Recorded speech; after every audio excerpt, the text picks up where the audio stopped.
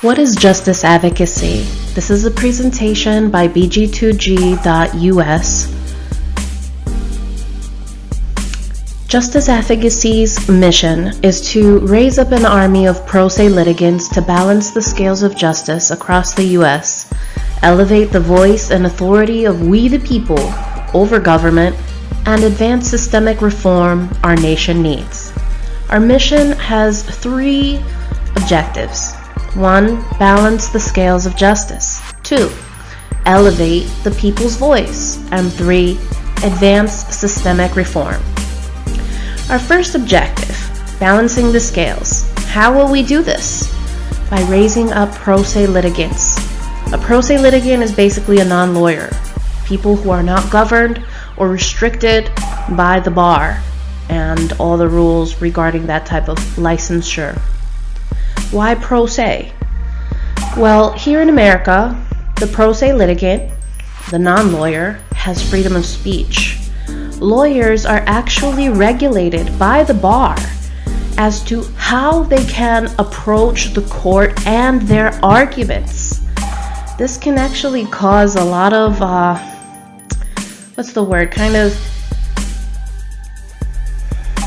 it can just be a very practical hindrance to a lawyer's ability to freely speak and present their arguments. It's under the assumption that anything that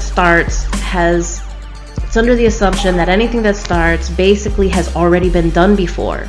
And so they need to first find case law that relates to their circumstance and either validates or, doesn't validate the argument of their opposing counterpart. But when these things and situations are unique, you can see that it can present a huge obstacle, because all this has to be done preliminary, beforehand, before a lawyer can basically say this is a new situation and there's nothing on this because of this, and so then they can speak freely. We the people have freedom of speech from the beginning of any process, and we can speak freely in a court as long as we follow some measure of due process. So another reason why pro se is that the people have constitutional authority. Here in America, government was established by the people and for the people. The court cannot, by the Constitution, bar a person, a U.S. citizen, from presenting their grievances. And so we have a legal standing and a promise protected by the Constitution to have remedy served to us by the judicial branch. Also, why pro se? Well, lawyers are not accessible for everyone. Lawyers are expensive. And apparently, it seems that we have reached the point here in America where unless you can afford a good lawyer, you are not guaranteed justice. Many pro bono kind of public defender type lawyers articles have been posted that the demand for the services just does not equate to the time necessary to effectively represent someone. And then lawyers, yes, they are accessible to the public for criminal, but what about civil? They're not. In civil cases, people are left to their own resources, their own personal ability to, process the court system, and this can actually just be very detrimental to the point where people just do not feel they have access to the court. And so why also do we use pro se, or do we need pro se? It's because in order to advance systemic reform and government accountability, there is no money in this endeavor, at least not directly. Like, we cannot sue government to better itself. But we can present a strong system and raise money, fundraise for this type of initiative as another means of funding this type of advocacy effort. Objective 2 is to elevate the people's voice. Why is this so important? The people are hurt. The people are ignored. And authentic representation of government officials is missing. We know it. We feel it. There's this growing discouragement in this nation. The rise of the situation publicized through George Floyd and his untimely death, and the police corruption just magnified, and people screaming and rioting and looting in protest, and is all evidence that the people are hurt. And what is the slogan being chanted? No justice, no peace. Justice is being withheld by our system because a means has been barred, either from knowledge or financially. Access to justice has been barred from the people, and we have been ignored. Our grievances, our complaints against police brutality, police misconduct, they have been ignored. Yes, okay, they might get some type of attention and publicity and be told that they're under investigation. But the conclusion of the investigations are hush-hushed through a second-tier justice system that exists thanks to the unions and their legal team that is not subject under the rules of our judicial branch. They have a lot of weight and say as to what can be publicized. And this leaves the question of, okay, that got attention, but there's no resolution, no justice to the pain incurred by government officials and their mistakes.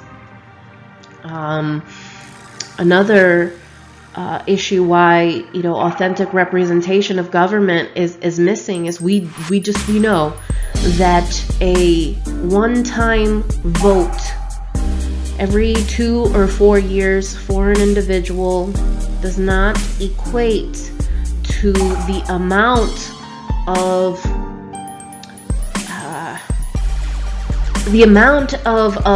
work that they're actually doing and contributing to the system. Okay, we vote for one person, but there is 100 transactions that are not being supervised, that are not being monitored, yays and nays that the public just don't get to hear on policies and procedures that are being enacted, that the people just don't get informed. It's practically a full-time job to find out what is being done within our legislative system, and the majority of the people who are affected by the decisions don't have access to or this type of information. More likely not so much as access, but time. The time that it takes to understand what new laws are being placed. It's going faster than what we can monitor. And so authentic representation is definitely being missed by the general public from these elected officials. And it is the ones who can afford, their, what are they called?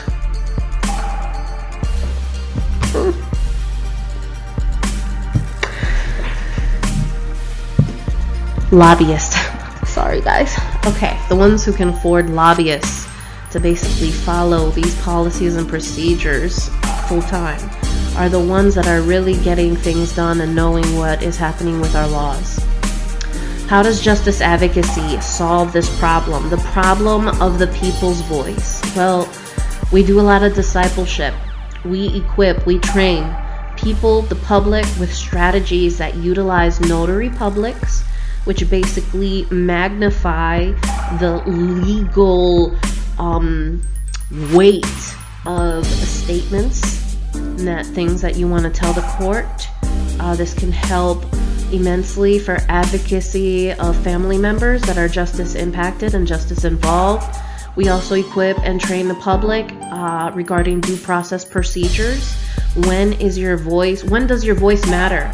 Because a lot of family members are speaking verbally to a lot of lawyers. Many things in between the sidelines, when things are not being recorded, when things are not, and so a lot of context to the situations that happen with our children, our youth, and loved ones that maybe get caught up in making bad decisions and commit crimes and things that have lasting consequences. There's a lot of context that gets missed because lawyers don't have the time to dictate and write what the family is saying. And so a family can be passionate about, listen, this kid is good, he's 18, he's got a promising future, this was a mistake, and list, an hour-long lengthy testimony and statements of why this kid deserves a break, and it's reduced by the lawyer in front of the judge during the hearing to, yes, he has a lot of support from his family. And this type, it doesn't convey the measure of advocacy that is truly happening on behalf of our loved ones. And so a lot of relevant information is simply not being considered by the judge during times of sentencing and things like that. And so it's important to educate the people in these times of due process. When does your voice matter? When is it being documented? And we train there. We also train people the importance of legal terminology. This can kind of be somewhat of an extensive topic, but legal terminology will basically add weight to everything you say to the court.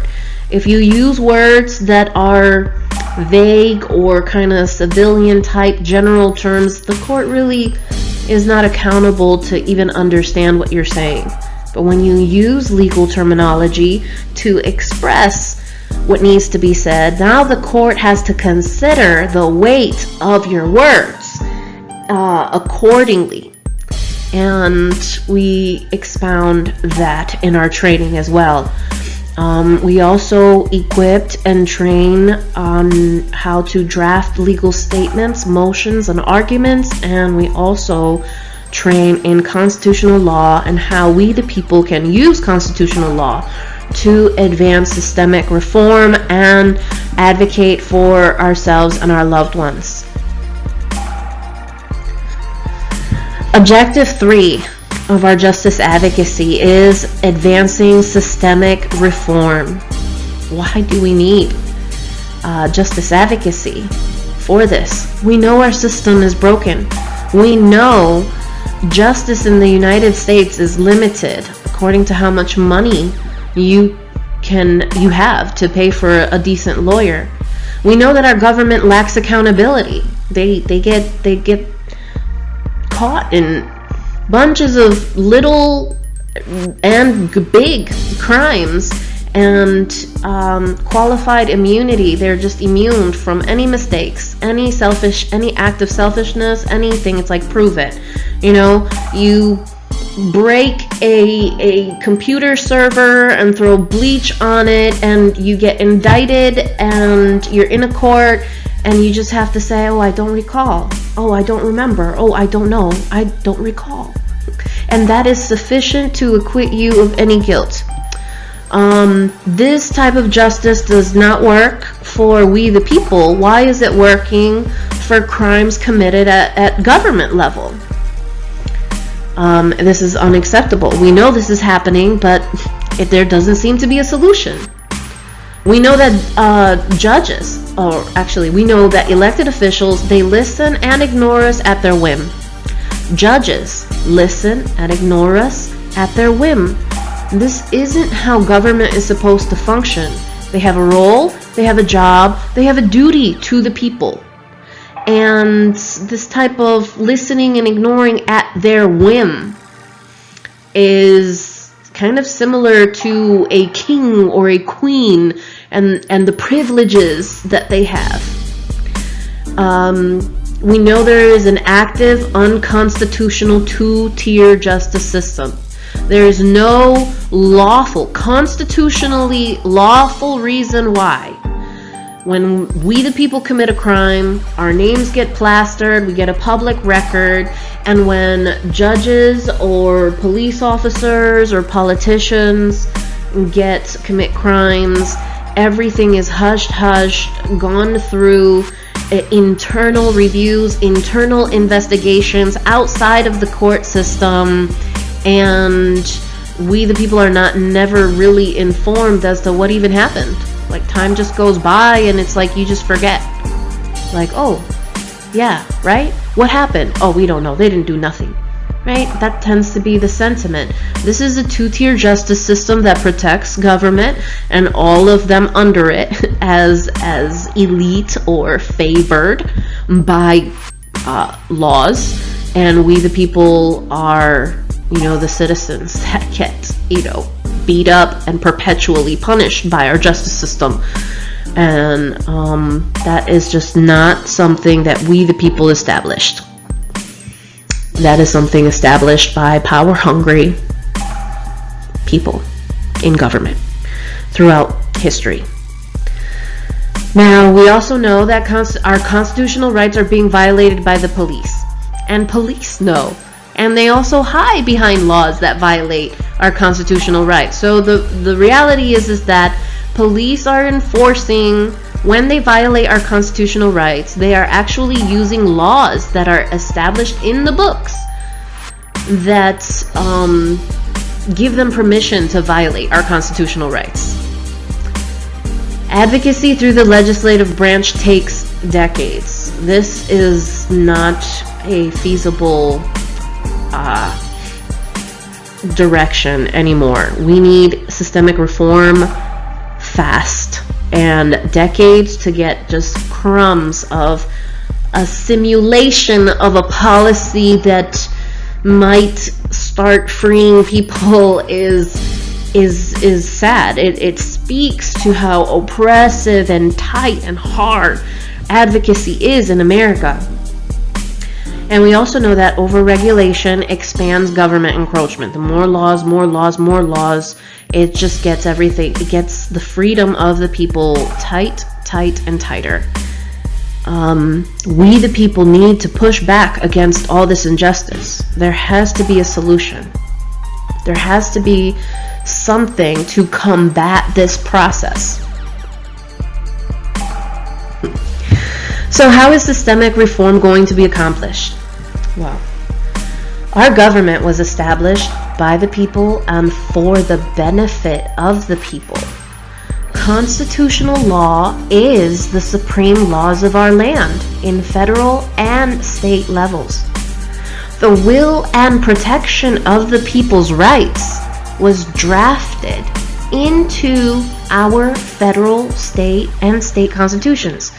What that means is that our basic fundamental rights are in the supreme laws of our land. When a law is supreme, that means that no other law created underneath it can diminish its power or render it obsolete. In fact, to the contrary, when a law is supreme, it trumps over any other subordinate law that might violate what the supreme law is protecting. So we the people can utilize constitutional authority to correct and push back the power-hungry will of greed that plagues our government today like yeast influences a batch of dough.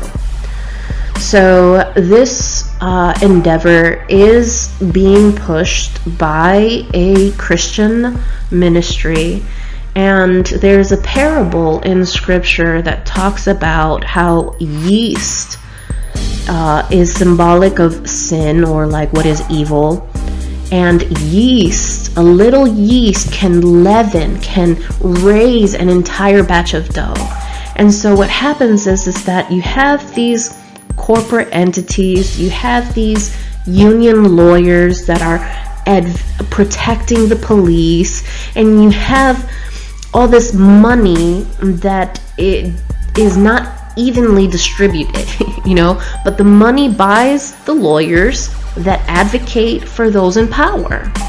And so the laws that have been fighting, the fights that have been engaging the court system is top heavy towards people who have money or who have power or who have access to benefits that the union provides, like legal representation. And so the complaints basically reflect that small portion of the people.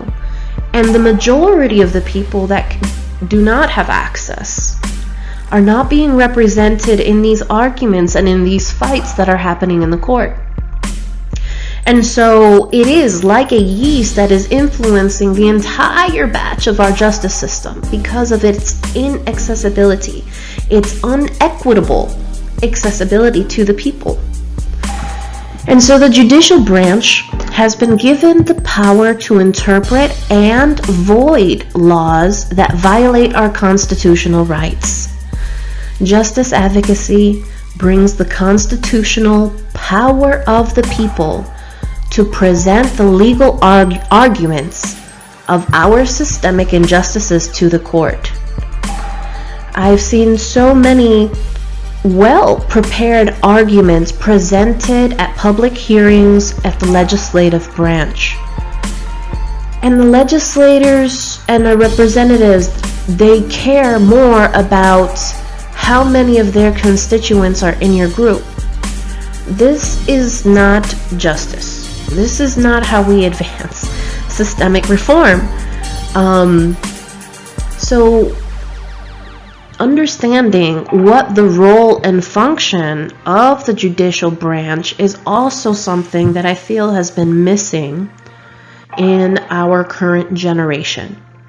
The court has the power to void laws that violate our constitutional rights. So it's up to us, we the people, to bring that legal question. Once the question is up in court, the court will then either validate how the laws are protecting our constitutional rights, or they will void the laws that are hurting the people by declaring them unconstitutional. That is the power of judicial precedent. Now you say, okay, this makes a lot of sense. Why is this not being done already by all these big shot civil rights groups and lawyers? Well, there's no money in this fight. We established our government, and government, by their delegated power, have empowered itself throughout the years, and at the expense of the people's rights. It falls on the people to challenge what government has established and realign our laws to reflect the Bill of Rights established by our Constitution. We cannot sue government for abusing the power we gave it, basically. But we can present the abuse to the court, and the court can stop the abuse and prevent it from reoccurring, which is the whole purpose of the justice advocate in the court system. The court system can be overwhelming, and presenting arguments via the court system is mentally laborious. Avoiding such battles with no monetary gain makes practical sense for anyone paying bills or in debt. So I'm giving you reasons why this isn't being done. It's not practical, the effort that it takes. But if one person from every state brings about one case all the way to the end, that's like 50 people. Within 3 years, we can have systemic reform across this nation. I believe it. That is the power of precedent. That is the power of we the people. Another reason why this isn't being done is that lawyers lack legal standing by regulation. So So what that means is that a lawyer cannot present a legal argument to the court without representing a person. So they cannot present a grievance with the system they are a part of. A lawyer is considered a member of or a part of a member of the judicial branch, like an officer. When they enter, they get their bar and everything. They are also take an oath and everything to serve, and so they are a member of the government, essentially a servant of it. And so they are regulated. They cannot engage the court in these legal questions in and of by themselves. They have to be solicited by a person willing to, engage their services for a matter. Now, but there's no money in fighting government for doing what they were tasked to do. So we, the people, have legal standing by default on all constitutional matters, because the Constitution was established by the people, for the people, and they are the supreme laws of our land. So anything that affects constitutional law affects the general public as a whole. And so we have legal standing. So it really is up to us. We, the people, need to rise up for justice and for peace in this nation. Do you have what it takes? Sign up and become a justice advocate. The scales of justice will balance when we, the people, start utilizing our constitutional authority in the court, and when the court remembers that they were instituted to serve the people.